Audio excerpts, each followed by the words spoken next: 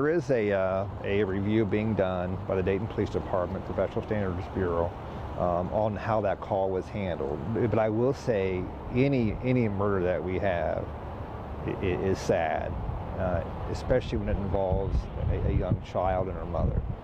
I have spoke to the mother and grandmother of our victims, and the pain that she is experiencing is just, I can't describe it. I couldn't imagine it. And I have kids myself. So it is an issue that we're looking at. We take all these cases very seriously, and that's why we're going through everything that we can so far in this murder case. Well, first at 10, it's been more than 6 months since Aisha Nelson called police to say her ex-boyfriend was threatening to kill her. He followed through on those threats, and now an internal investigation blames in part 2 Dayton police officers' response to Nelson's calls for help. 2 News reporter Kajasia Hawkins joins us live in the studio. Kajasia, you talked with Aisha's family and attorneys.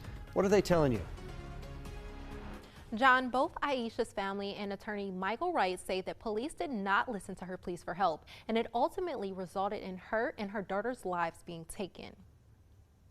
He didn't start doing any of this until after he grabbed the gun. And this is the second, he said 2 times, asked me, am I willing to lose my life? And I don't like that. This is body cam footage of Aisha Nelson describing the words and actions of her boyfriend, 31-year-old Dante Halls, and insisting to police that she was uncomfortable before he then killed her, her daughter, and then himself.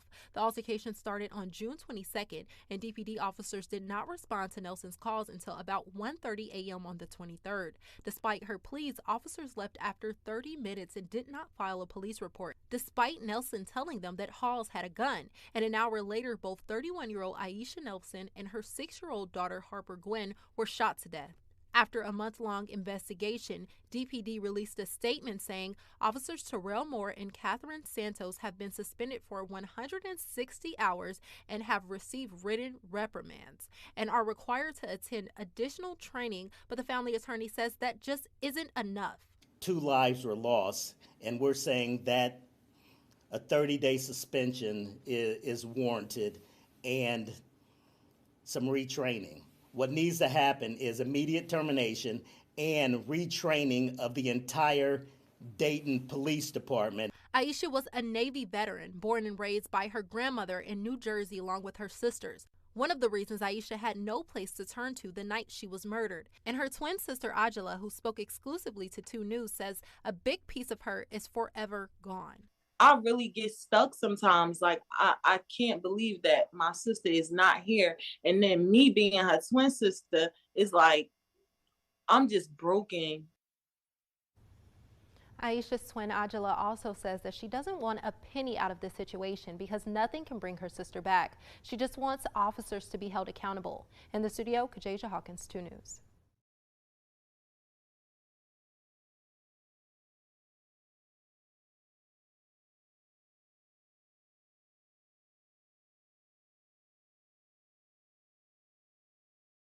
Are you really trying to provoke me? And every single time he's stepping closer and closer to me. Are you really trying to provoke me? Are you trying to provoke me? I'll kill you. You'll really lose your life in here. Dispatch. Hi, I have a question. Aisha Nelson's first 911 call came in just before 5:30 on June 22nd. She asks how to file a police report after she says her boyfriend threatened to kill her. He do have possession of a gun that I purchased. He did take it. And I didn't make a big fuss about it, but since he threatened my life, he has the means to do it. The dispatcher encourages her to go to a nearby police station and call from there to have an officer come out and take a report. He also reminds her there are local shelters she can stay at for safety. But according to regional dispatch records, she didn't call back until just after midnight on June 23rd. She asks for an officer to meet her at a Family Dollar so she could file a police report. I don't want him arrested. I just want to make a report, just in case anything does happen, because I'm going to protect myself. Officers Santos and Moore were dispatched to a home around 1:50 a.m. on June 23rd to respond to a report of a domestic dispute. They encountered a woman, 31-year-old Aisha Nelson, who was living at the home with her 6-year-old daughter and her boyfriend, Dante Hawes. The couple was in a heated argument in front of Aisha's daughter and Dante's 9-year-old daughter. Aisha was begging officers to make Dante leave the home and claimed he had been waving a gun around and threatening her life. The officers believed they had diffused the situation between the couple, then left.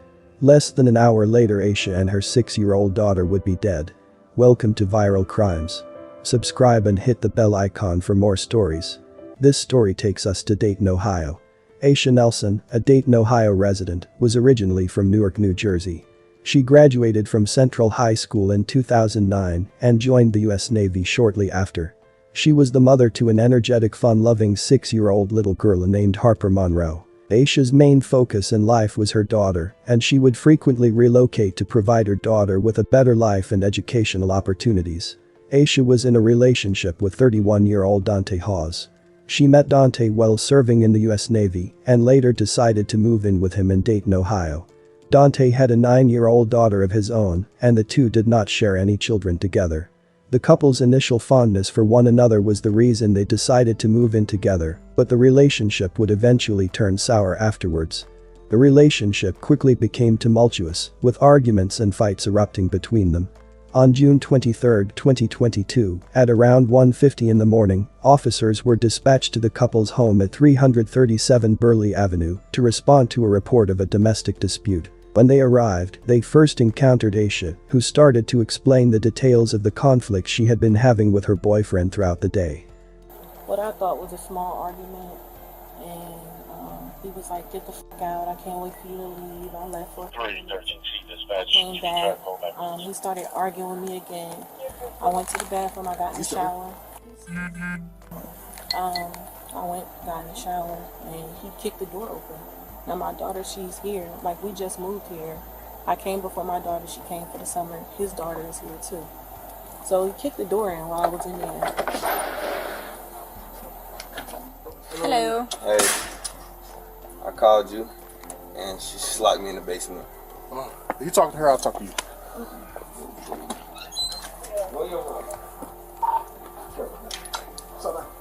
I didn't lock him in the basement, but okay.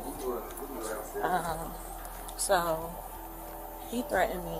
He was like, I purchased a gun for the house because I just moved here last September. His daughter was here last year, and someone came through the block and shot every house up because they was looking for his cousin. His dad owns this house, that house, a house across the street, and a house down the street, I believe. But I was like, okay, so cause he just went upstairs. Like I was sleeping upstairs, me and my daughter went up there, cause there's a door. So we had some privacy. He just kicked the bathroom door in. So he came up there, he started arguing with me again. He kept calling me like in front of my daughter. It did upset me. I'll admit, like I said, get the out of here, like leave me alone. So he went in the closet and grabbed the gun. So he was like, yeah, get out of my house. So I was like, okay. Like, just okay. Like now at this point he got the gun in his hand. So I let things calm down like an hour, and I was like, are you going to give me my gun? Like, I don't care what you do with it, but you need to put it down. Like, give me my gun. So he was like, my gun is registered in my name now. He just started arguing, and he was like, you'll get the fuck out of here. I'll get my sisters and everybody to beat you up. And I was like, you're not going to do nothing. He was like, matter of fact, get out. I said, you can't put me out. I can't run here. So he was like, you really willing to lose your life over a gun? Like, seriously? Like, you really trying to provoke me? So I was like, you know what? Because he was drinking. So I just was like, maybe when he calmed down, because he's gotten upset before, but he never went to this extreme. I said, maybe when he calmed down, tomorrow will be a new day. But he just kept, like, he'll keep coming upstairs. If I'm in this room over here, I started cleaning it out so I could put a bed in there, we'll sleep in there. Like, he just was following me around the house. This was still all last night? This was last night. Okay. So today, we didn't talk much. Before he left, he was like, when are you getting out of the house? I said, I'm not leaving. I made up my mind. Because last night I was going to leave me at a hotel. He cut my credit cards off. He was like, you leave me? I'm going to give me those credit cards. I said, you're not getting nothing. I paid the balance on them. Today, he said, when are you getting out? I said, I'm not getting out. You made it to where I can't get a credit card. I'm at to where I can't go get a hotel. I'm not getting out. So he was like, you gonna be gone when I come back. And all of this is in front of my daughter. Like every other word is like that's how he's referring to me now. So I'm like, okay. whatever. He came back with his daughter. We was going back and forth, and I was like, you can do and say whatever you want to me when it's just us here. But when we in front of my daughter, I'll go to the end of the earth for mine. Like, don't disrespect me in front of my daughter. He was like, you getting the out of my house. Like, are you really trying to provoke me? And every single time he's stepping closer and closer to me. Are you really trying to provoke me? Are you trying to provoke me? I'll kill you. You'll really lose your life in here. And he's like, matter of fact, I'll get my sister to whoop you. You're not from here. You're not about that. You're not from Ohio. Like, it's not going to go the way you think it's going to go. You going to get the out. Like, I'm telling you, what did he say? You're going to get out, or you're going to have to suffer the alternative or something like that. The reason why I do take it a little seriously is because he had domestic issues with his daughter's mother, where he was convicted of beating her. And so for him to talk so loosely in front of my daughter, I don't want to take it seriously because we've been friends for so long, but I do. Because, he didn't start doing any of this until after he grabbed the gun. And this is the second, he said 2 times, ask me am I willing to lose my life. And I don't like that. I don't like that. He did talk to his dad. His dad just came, and I guess they drew the conclusion to call the police, but I had already called them since earlier, so. You plan on staying here, like living here? I pay this rent here. So I don't have family here. I don't have friends here. Hear me out. I'm just asking if you want to be here. I want to be here in peace. Like I told her, I called the police 2 times today already. I did try to do this discreetly because, like I told her, his dad owned about 3 or 4 houses on his block. His granny lived next door. Like, I really didn't want to upset him. So I called. I let the dispatcher know what was going on. I let them know that he had already threatened me twice. At some point, you would have to come here. Yeah, that's okay. Like I told the dispatcher, like, I don't mind y'all talking to him. Yeah. I just didn't want to be around while y'all talking to him. Right. So, listen, here's what I explained to him. Okay. You guys are adults. So, you're obviously both trying to provide a safe space for your children. I don't think so, though. Because like I told her, he's walking around the house waving his gun that I purchased. Like, he didn't start making any threats last night till he had the gun. So I told her I discounted it to the fact that he was out all day yesterday, had Taco Tuesday drinking. So, I mean, I was like, maybe, if we go to sleep. But today he woke up with the same shenanigans. And all of this is in front of my daughter. Like, that's the issue that I have. You say, like, we're adults trying to provide a safe space. Well, I'm not and saying he's that, not trying to create that environment for his listen, daughter or listen, mine. Listen. What I'm saying is, let's try to let cooler heads prevail, rational minds prevail. And if this isn't a good situation for you, start to make a transition into Well, he cut my credit cards off and cleaned out my bank account. What I'm saying is, where there's a will, there's a way. Well, I mean, maybe he could go. But I pay the rent here.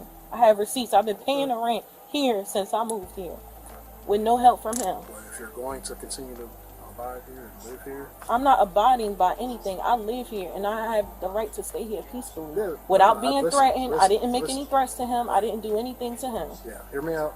Listen, hear what I'm saying. I'm not trying to argue with you. No, I'm not trying to argue with you, but I'm just trying to make sure you understand the situation. And if it's not a good situation, start making the process transition out somewhere else or do something else. Did you make the same suggestion? I told him the exact same thing. Okay. So I'm telling you the same thing. What my partner's trying to say is that if you legitimately don't feel like this is a good living situation for you, then, like, for me, if I was in a situation that wasn't good for me, I would want to get out.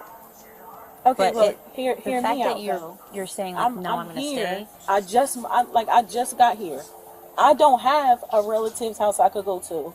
He wants to be here in the heat of this situation. Like I said, his dad owns 4 houses on his block. He could go to his granny house. He could go anywhere. You said cooler heads prevail. He's not trying to get out of this situation. He's trying to create an uncomfortable situation for me. Right. To where not only can I not live here peacefully, but he's making it to where I can't even go peaceful. Because he took my money. He cleaned the account out. He cut off my credit cards. That's what he's doing. So what am I supposed to do? The fact that this is a family member's house, like one of his family members' houses, he's not going anywhere. And they're not going to put him out and let you stay. It's just not. He can willfully leave. Right, but what, for the night? Are you guys going to stay together? No, we're not together. That's it. But you see what I'm saying? Like, if it was your family and your family's house, are they going to put you out and let him stay? No, nobody is going to get put out. Nobody's getting put out. But I'm like I explained to you. I'm not going to go somewhere and just pour all of my money into it, and he's personally exhausting all of my funds, which I didn't have an issue with it. But then it's like, once you drain me out and clean me out, it's like, okay, I don't know what fight I don't know if this is a financial thing for him or what, but now it's like, okay, now I'm going to create a situation to where I'm going to make it to where I'm not going to make you leave, but I want you to go. Like he asked me on the video, when are you going to leave? And he just keep doing that. But he's not creating the environment where I'm in, or the situation where I can leave. Not financially, not physically, none of that. Right. I can leave. I can go sleep in my car, but that's what I have. With a 6-year-old. Yeah, and it's not an ideal situation. It don't make sense. It's not. It's definitely not ideal. But if there's a genuine threat, then. But again, if there's a genuine threat, I have the right to go down there and file for a TPO as well. This is my dwelling. This is all I know. I'm from Jersey. I'm from the East Coast. I'm not even from here. My family is there. Take it. Like, I mean, because it's like we're hearing you out, and I want to hear you out, but I also want you I to. don't want to. I'm telling you, I really don't want to go that route to where it's like another restraining order, another legal issue for him, another nothing. But he's continuing to threaten me in front of my daughter, and I'm not going to say let him run me up out of here like he ran the last girl up out of here, because all the threats with I'll get my sister to whoop you and all of that, I'm not going to have it. This is where I stay. If you're going to pose a threat, you can go. You could go in handcuffs, or you could go. But like you said, oh, this is his dad's house. I have this right, though. And I'm not about to let him abolish my right. I have the right to be here. Body camera footage from the police revealed that the officers interviewed Aisha and Dante separately, and both acknowledged they had been arguing, and both decided to end their relationship. In the footage, Aisha informed the officers that Dante had a firearm and requested that they make him leave for the night. The officers didn't ask either of the two to leave the home, but instead directed Dante to stay in the basement for the night. Convinced that they had diffused the situation between the two, the officers left. On Thursday, June 23, at approximately 11:45 a.m., Dayton police officers were called back to the home for a welfare check, which was requested by Dante's father. According to the father, he received a call from his son that he had shot his girlfriend multiple times during an argument. Then he took his 9-year-old daughter and dropped her off at an occupied residence owned by his father. Regional dispatch. I need somebody to come over and do a wellness check. The first sign of concern came from a call to regional dispatch. A worried caller unable to find his family at a home on Burley Avenue in Dayton. Do you think something happened? I'm not sure. I just opened the door and just screamed everybody's name. No one's answering. Dayton police responded just before noon. That's when they found a woman and young girl dead inside the home. Major Jason Hall says DPD's homicide unit was immediately called in, and police believe a firearm was involved. It's not common that a welfare check results in this type of situation. The 911 caller told the dispatcher there may have been an argument at the Burley Avenue home the night before. My granddaughter said the police were here last night, so that's why I'm worried. The dispatcher says police were called to that address. Hall says DPD will be checking into any prior calls to the house. We are in the initial stages. Once again, that will be part of the investigation into what had occurred in this tragic incident. It's sad to come home and see this. One neighbor says while he didn't know the people who lived there very well, they were quiet. I might have expected it somewhere else, but not like literally right across the street, and not from them. Upon arrival, several units discovered the bodies of a woman and a little girl in the basement of the house.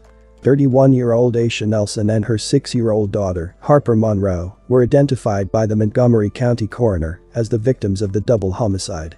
The suspect, Aisha's boyfriend Dante Hawes, was nowhere to be found. Police quickly started an investigation as to how this tragedy happened, and they started their search for Dante. During the investigation, they learned that 2 officers had responded to a domestic dispute at the same residence involving the couple the previous night. They discovered the couple's disagreement began over a PlayStation game, and shortly after the officers left the residence, Dante shot and killed Aisha and her daughter. Police proceeded to search for Dante, and as they were investigating multiple locations, Dante was found dead from a gunshot inside a vehicle in Falkville, Alabama. He fatally harmed himself. Man found shot to death this afternoon in Falkville. The Morgan County coroner identified that man as 32-year-old Dante Hawes. Hawes died of a self-inflicted gunshot wound. He was a suspect in the murders of 2 people earlier today in Dayton, Ohio. As detectives continued their investigation, they discovered that Aisha made several 911 calls on June 22, begging for help, saying her life was in danger. Aisha's first 911 call came in just before 5:30 p.m. She asks how to file a police report after she says her boyfriend threatened to kill her. Regional dispatch. Hi, I have a question. Aisha Nelson's first 911 call came in just before 5:30 on June 22nd. She asks how to file a police report after she says her boyfriend threatened to kill her. The dispatcher encourages her to go to a nearby police station and call from there to have an officer come out and take a report. He also reminds her there are local shelters she can stay at for safety. But according to regional dispatch records, she didn't call back until just after midnight on June 23rd.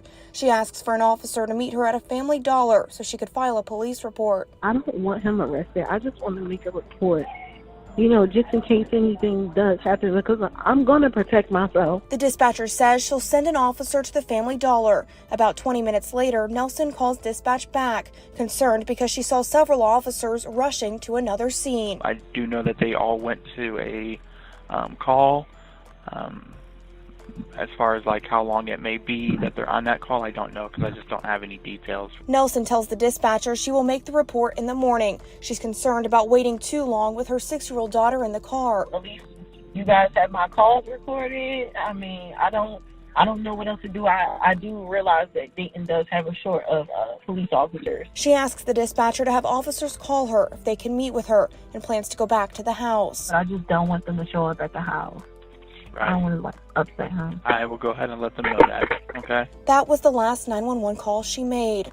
Her boyfriend, Waverly Halls, known as Dante, then called dispatch just after 1:30 in the morning. My girlfriend in here acting crazy and blew up the house. I just wanted to get out the house. I don't want no problems. Dispatch records show police responded to the call just before 1:40 and left about an hour later. Dayton Police Major Brian John says no report was filed and no arrests were made. He believes Hawes shot and killed Nelson and her daughter, Harper Monroe, about an hour later. Aisha and Harper's family has taken legal action against the city of Dayton, its police chief, and 2 police officers, arguing that the deaths of their loved ones were avoidable. The lawsuit claims police failed to protect Aisha and Harper from physical and emotional harm, resulting in their needless tragic deaths. The lawsuit alleges that the Dayton police officers who arrived at the Burley Avenue residence did not adhere to the department policy when they responded to the domestic incident. The suit seeks changes in the department's procedures for investigating such claims to prevent similar tragedies in the future, as well as hold them accountable for the deaths. They feel that at a minimum the policy should have required one or all the parties be removed from the residence. According to the lawsuit, the police officers who responded to the Burley Avenue home did not adhere to the appropriate protocols, conduct a thorough risk assessment, or investigate the domestic violence claims and threats of violence. Furthermore, it claims that the city has not provided sufficient training and supervision to its officers in dealing with domestic violence cases. What happened to Aisha and her daughter was a tragedy. This senseless act of violence destroyed many lives and could have been prevented. My condolences to their friends and family. May you continue to heal and one day find peace. Thanks for watching.